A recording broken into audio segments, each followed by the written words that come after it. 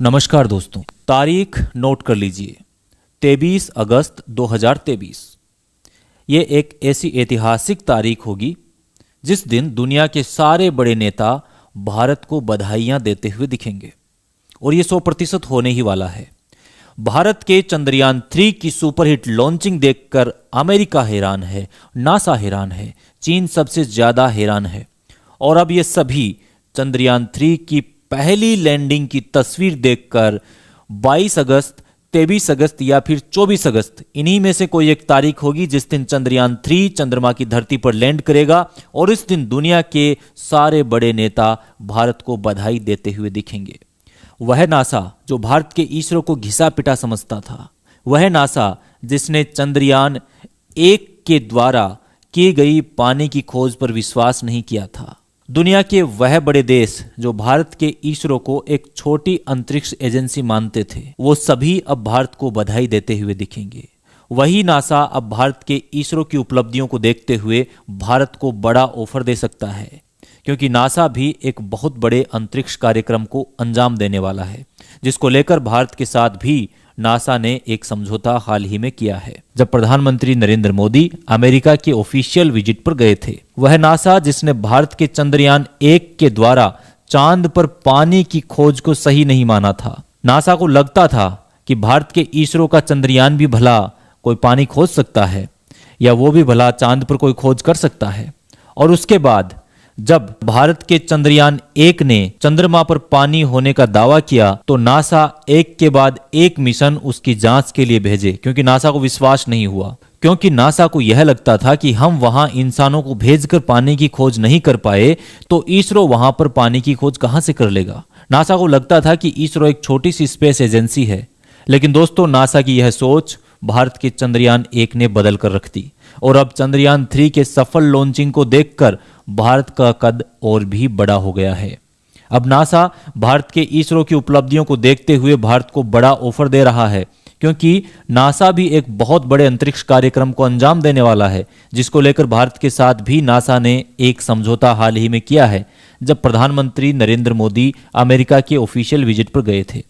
आपको नासा के इस कार्यक्रम के बारे में बताएंगे, लेकिन इससे पहले यह समझते हैं कि चांद पर ऐसा क्या है जो सभी देशों में चांद पर जाने की खलबली मची हुई है।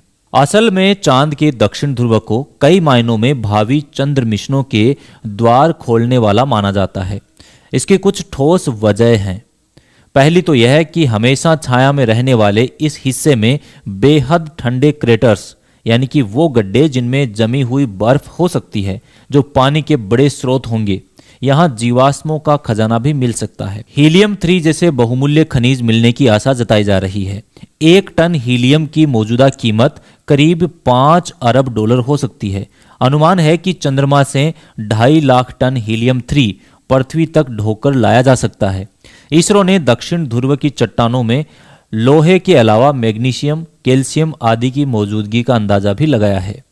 चंद्रमा को लेकर दुनिया में मची हलचल का ही नतीजा है कि अमेरिकी स्पेस एजेंसी नासा ने चंद्रमा पर दोबारा नहीं जाने की अपनी कसम तोड़ दी है। अमेरिकी मून मिशन के रूप में चंद्रमा पर इंसान को भेजने की व्यापक योजना की शुरुआत कर चुके हैं। आर्टेमिस प्रोग्राम के तहत नासा चांद पर पहली महिला व पुरुष एस्ट्रोनॉट को उतारेगा। इस कार्यक्रम का मकसद चंद्रमा की सतह को और ज्यादा जानना है। इस इंटरनेशनल सहयोग से नासा चांद पर स्थायी तौर पर मौजूद होगा। यहीं से मंगल ग्रह पर पहले मानव मिशन की तैयारी की जाएगी। इस मिशन के तहत नासा ने 8 देशों के साथ एक बहुत महत्वपूर्ण समझौता कर रखा है, जिसमें सभी देश मिलकर चंद्रमा के अन्वेषण में सहयोग करेंगे। और अब यह ग्रुप 26 देशों का हो चुका है, और भारत भी इस मिशन में शामिल है। हाल ही में प्रधानमंत्री नरेंद्र मोदी की अमेरिकी यात्रा के दौरान भी आर्टेमिस मिशन से इसरो को जोड़ने की योजना पर पहल हुई है।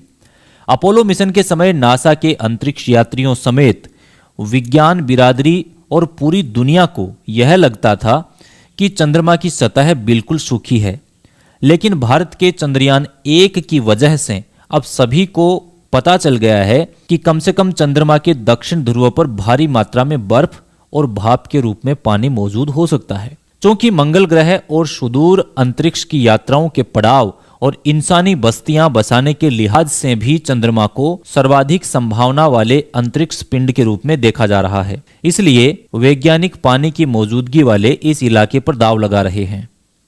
यदि वहां इंसानी बस्तियां नहीं बस सकी तो चंद्रमा पर ऐसे उपकरण लगाए जा सकेंगे जो सुदूर अंतरिक्ष की टोह लेने में हमारी मदद कर सकते हैं। साथ ही वहां मौजूद पानी को विघटित करके उससे मिलने वाले हाइड्रोजन का इस्तेमाल कर दूसरे ग्रहों तक जाने वाले रॉकेट के ईंधन के रूप में काम में लिया जा सकता है। असल में पृथ्वी से प्रक्षेपित किए जाने वाले रॉकेटों की अधिकतम ऊर्जा इस ग्रह के वायुमंडल और गुरुत्वाकर्षण के बाहर निकलने में ही खर्च हो जाती है। ऐसे में चंद्रमा के रिफ्यूलिंग स्टेशन रॉकेटों को सौर मंडल के दूसरे ग्रह तक पहुंचाने में सहायक बन सकते हैं। अमेरिका, रूस, चीन, भारत, जापान और यूरोपियन संघ की चंद्रमा के प्रति दिलचस्पी बढ़ने की एक बड़ी वजह यह भी है कि आगे चलकर चंद्रमा को दुर्लभ अंतरिक्षीय सूचनाओं के केंद्र के रूप में विकसित किया जा सकता है।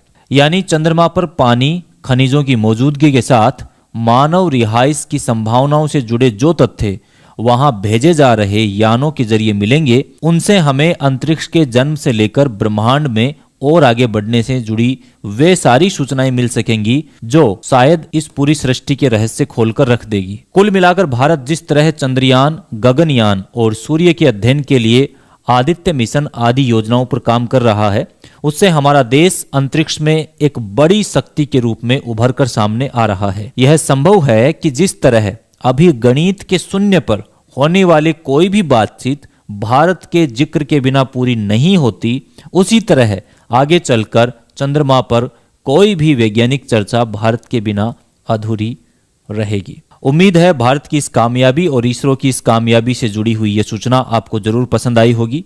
अगर आपको यह वीडियो पसंद आया हो तो आप इसे लाइक कर सकते हैं।